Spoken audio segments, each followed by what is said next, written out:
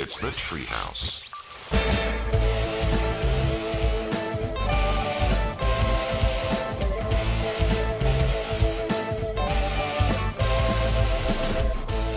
Like, we know that there were civilizations, 9 to 11,000 years ago.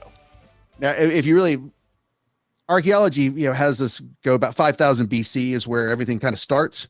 But we know we've dated, we found the remains, and it also goes to the pyramids are always the one thing, such complex engineering. Yeah, and it's like, we're to believe that people went from agriculture to building pyramids of incredibly complex engineering. And so just the size of it, you're right, because it is an interesting leap to make, where you're going from, farmers to basically huge stone metropolises in the middle of the desert. Not only is it an enormous feat of engineering, but who had the idea? Like there's always got to be that guy who had the thought. One day he was hoeing the desert sand, trying to plant some opium or something for his family. And he decides one day, he looks up towards the sky and says, you know what? And he looks around the field, he looks around the desert and says, you know what this place is missing? A big old pyramid. And no one even knew what a pyramid was at that time, but some guy had a thought. Or, like you've been saying throughout the entire history of this Treehouse podcast, they had a little help from above. Or that there was another civilization that, because think about it, the pyramids, so many of them line up, they're, whether it be the solstice or there is an astronomical, lining up of things that, how did they know? And also the pyramids aren't just like, there's caverns, there's chambers. It's not like they're just solid built. I mean, yeah, if they were just building pyramids that were solid, maybe a different story. But then you also, what did they say? It's like they had, for the timeline that they've suggested, that they were setting 2.5 ton stones once a minute for 20 years. I don't think there was enough slave labor at the time to really get that done. Well, they have found, that it wasn't even so much slave labor, that that their encampments that were obviously home to thousands, tens of thousands of people, but that's a lot. And you also have to remember, the pyramids in their day had this shiny white stone. They're not like they are today. That's decayed, but they were, almost white. They were smooth. Yeah, they were smooth and shiny and white, and are off-white, I guess. But if you see the renderings, but I mean, I think there's more out there. But you think about it, when you go back, if you start resetting dates and going, yeah, well, if what they say was 5,000 years ago was actually 8,000 years ago, it changes the timeline of everything. Yeah. And then there's a religious aspect of it too that gets a little dicey. Mm-hmm. Yeah, people start wigging out once you start throwing and questioning the timeline of Jesus and stuff. Well, this goes back to the great, we know there was a great flood, mm-hmm. But if the Bible, technically, they would say 6,000 years ago, when we know it was more 11,000 years ago. Okay. So you've got 5,000 years missing. And that's where the documentaries you watch come into play. Yeah. And the remarkable, the fact that the Mayans, Incas, the similarities between the Egyptians and some of the stuff they did is remarkable. And people don't realize that they had their own, there's a bunch of pyramids in Central and South America. Yeah. Yeah. This is why I typically in Louisiana and Ohio. Say that again? Yeah, there's pyramids in the United States. In Mississippi? I can't remember. It's eastern Louisiana or Mississippi, but yeah. No, they're not great, but they're earth, but they're definitely pyramids. And then there's the whole snake thing in Ohio, and see, You need to start with Ancient Apocalypse on Netflix. I don't know if I can. I don't know if my little brain can handle this. It is fascinating. And the guy, I think his name is Graham Norton. He's been on Joe Rogan a bunch, but there's the British TV show host. No, yeah, it's not Graham Norton. It's Graham something. I'll think of it in a second. But watch Ancient Apocalypse. It really is. It's a fascinating watch. Even if you don't believe a thing of it, you'll at least learn a little more history than you probably knew now. No. I might do that, but it also feels like a Pandora's box type situation. No, again, I struggle with moderation. So once I get into something, I'm going to try to soak it all in. You don't have that problem as much. But you really, Ancient Apocalypse is a fascinating show. Just for the different places they take you around the world and how it was built. I mean, some of the temples in Indonesia and I forget the country.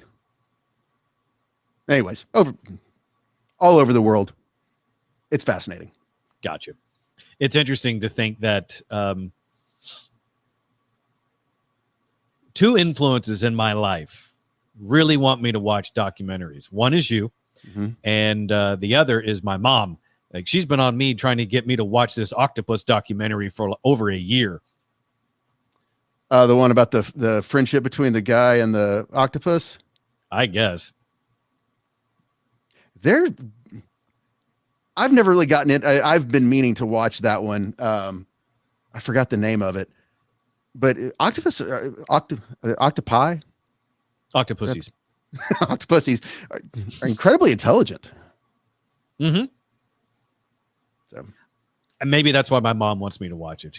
She said it was fascinating. She loved it. And then not long after that, you came to visit and you're like, oh, you got to watch this documentary. You got to watch this documentary. I'm like, I used to actually watch the History Channel when it was about history, because I liked that. I like watching that stuff.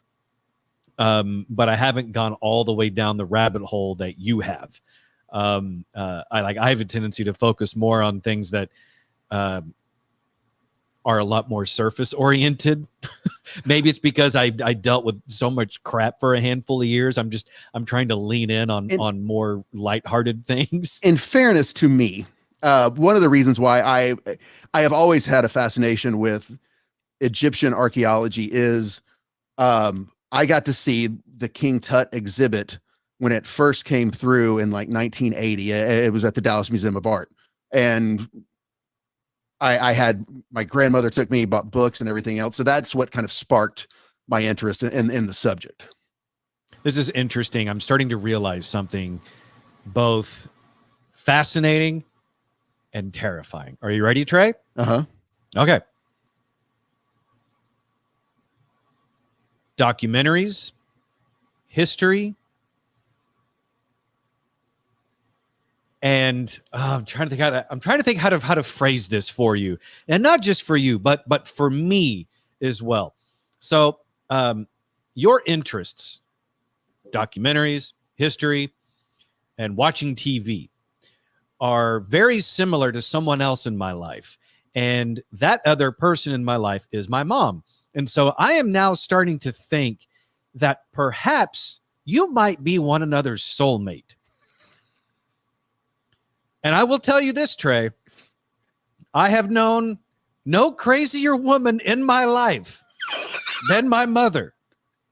You guys might be meant for one another. You can sit and watch documentaries about ancient civilizations and go crazy on each other until one of you is murdered by the other one.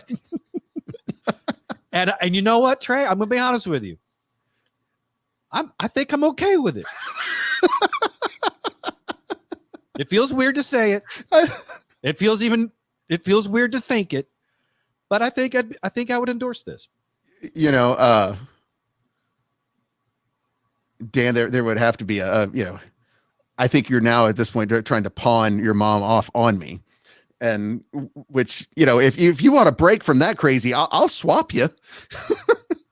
We're we can not. start We're not we- swapping moms. No. Mm-mm. we can start a whole new reality TV show, Mom Swap. I don't want my name anywhere near that. I'm honestly a little bit worried about you that you even said that out loud compared to what I said. Nothing, just dealing with the old and crazy. Yeah. Although it would make a good T-shirt. With just the quote, "You want to swap moms?" You're listening to the Treehouse. Visit us online at treehouseonair.com.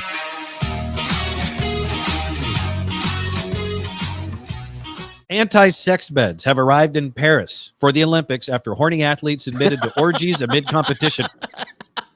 Okay. Now that the Olympics are staggered between winter and summer Olympics every 2 years, every couple of years, these stories pop up where you hear about all the sex that happens between athletes in different nations because they've all been abstaining or whatever. They've been, hardcore training for all their events. And you get all these young, really healthy, fit people in one small area. And they all start hooking up either before competitions, maybe during in some people's cases, but definitely after their competitions are done. They just go crazy in the athletes' village. And Paris is trying to get ahead of it. Which, if you think beds are the only place they're doing it, then you haven't read some of the stories I've read. Uh-huh. Yeah, the pole vault this year is going to be really fun to watch. Yeah, I remember. I guess it was all the way back in when Atlanta had the Olympics in, what was that, 96? Yep. Of reading about that, especially I forgot who it was, but one of the athletes, that competed and finished early, and there was a story written about it, and he just talked about it was a free for all. That especially once they're done, it's like and they have all, they're all of the same mindset, because Olympic sports are different in that most of them are not very commercial. And so you've dedicated your whole entire life 24/7, 365 to competing. And then when you're done, it's like, you've got a lot of pin up things, and both the guys and girls, and they said it's almost as easy. You want to? Yeah. All right. You hot, I'm hot. Let's do this. Yeah, that's Anti-sex beds have arrived in Paris ahead of the 2024 Olympic Games, with their materials and small size allegedly aimed at deterring athletes from getting kinky during competition. The bed's twin size means there's no room for the competitors to sidle up together. How many people do you know do it side by side? The beds are manufactured by Airweave, which also made the products for the 2020 Olympic Games in Tokyo. So this is not a new thing that they're trying to deter the athletes. Sustainability is cited as the primary reason why Olympic officials opted for the beds this year. The mattresses and cardboard frames, 100% recyclable. But it's unlikely cardboard beds will stop the horny Olympians from fornicating, with one competitor claiming a hot tub orgy took place at one Olympics. And another news outlet cited a U.S. two-time gold medalist as saying, quote, "I've seen people having sex right out in the open, on the grass, between buildings. People are getting down and dirty." They put 55-gallon drums full of condoms in the Olympic Village, and it goes empty. They have to refill it. Where's the medal ceremony for that event? That's like your national anthem deserves to be played, and everyone needs to see that you got the gold and silver and bronze. Like Michael Phelps, I think, has the record for the most medals, but it's like, okay, well, who's the Wilt Chamberlain of the Olympics? That's a stat I think we need to know. Being that he competed in 4 or 5, he may have the record. I don't think so. Okay, as far as number of Olympics, I'm sure that he had his turns, but because of the swimming stuff, they do those events and he did so many of them. He was competing throughout the Olympics. Yeah, you're right. He may not have had time to really enjoy all the fruits of the Olympic Village. I think the person that you need to take a look at as far as who might have bedded the most fellow Olympians is going to be someone from the guy that walked in shirtless, covered in oil. Was that the Tongan from a couple of Olympics back?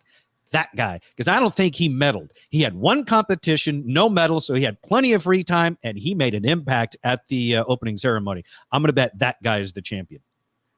Yeah, or just whoever competes in the sport that finishes like they do the first part of the Olympics. Yeah, whether it's like a sprinter or diver or something, and they're just hanging out for the next 2 weeks. Yeah, you're right. Yeah. And that guy came ready. He came already oiled up and half dressed. You're in the Treehouse. Visit us online at treehouseonair.com.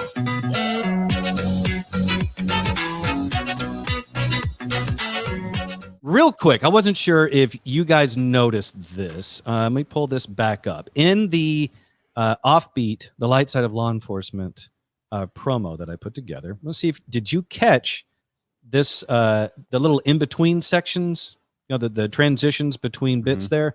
Mm-hmm. Did you catch one of them, Trey? The woo? Take a second to talk about maybe like the silent killer for police, and that's not high cholesterol or heart. That's flatulence in the car.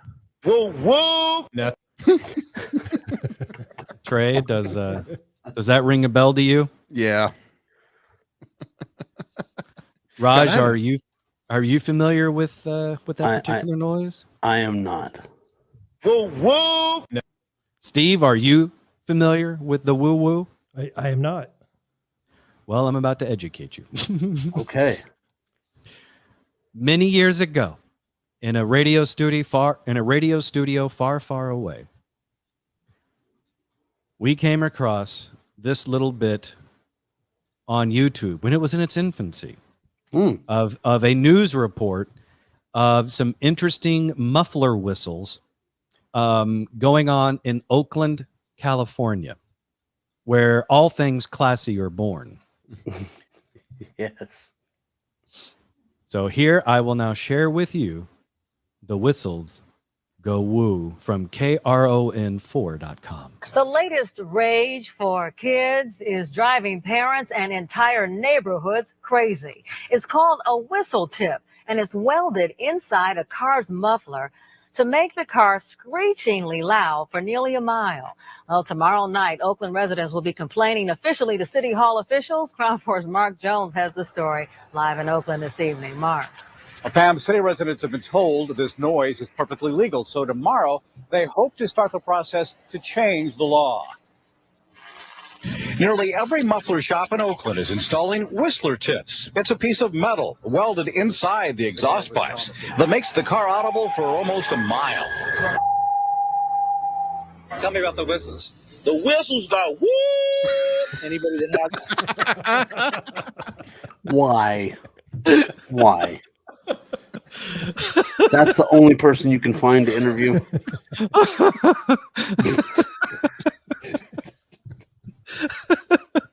Why? The whistles go woo. All right, I'll back this up here just a little bit. Tell me about the whistles. The whistles go woo. Anybody that has it in their neighborhood is going to be totally driven crazy. It sounds like what? Well, you want to woo woo. It's that woo woo. Yeah. You know what I'm saying? Then you got the flows. They didn't trip out the flow masters. That decoration, man. It's just for decoration. That's it. And that's all, man. We do it for decoration. You have it on your car? Yeah, I got it on my car. It was being installed on their car. Roxanne Brunn says the high-pitched tone, like the squeal of a BART train that doesn't stop, is keeping her awake at night. Police have told her it is legal. They think it's a fad. It's going to go away. It's not going away. And it's driving you nuts. It's driving me nuts. I work at home. I can't concentrate when it goes on for hours. Some neighbors are saying way too loud. That's only in the morning. You're supposed to be up cooking breakfast or somebody, and so that's like an alarm clock. Bub Rub and Little Sis were proud to show it off. That needs to be everyone's ringtone for their alarm clock, and I think we need to make that happen. I don't have the words. That's okay. Big Ron does. Bub Rub and Little Sis were proud to show it off. Sorry, it's Bub Rub. His Bub name is Bub. Rub. Yeah, his And name is Little Bub Sis. Rub, and Little Sis. Let's see if it actually says it on the Chiron here. If it does actually call him Bub Rub. Tell me about the whistles. The whistles go woo. Anybody that has it in their neighborhood's going to be totally driven crazy. It sounds like what? Well, you want to woo woo. Yeah, it does right there. Bub Rub, whistle fan. Oh, Bub with two B's. I'm sorry. Yeah, Okay. yeah. Bub Rub. Well, He's technically, respectable. yeah. That's Bub with two B's, by the way. So somebody asked him, like, and how did we spell this? Well, actually, Bub is 3 B's and Rub is 2 B's. So it's a total of 5 B's. That's a lot of B's. Now I need to see if it actually gives on the screen on the graphic if it says Little Sis when she comes in to say it's just for decoration. Hang on here. It's that woo woo. You know what I'm saying? Then you got the flow. No Ain't one it knows the what flow you're masters. That decoration, man. Just for Yeah. decoration. That's That's it. it. And that's all, man. We do it for decoration. You have it on your car? Yeah, I got it on my car. Yep, no, they don't put Little Sis on there. No. Is it Lil with an apostrophe? I'm guessing. I mean, this was before the Me Too movement.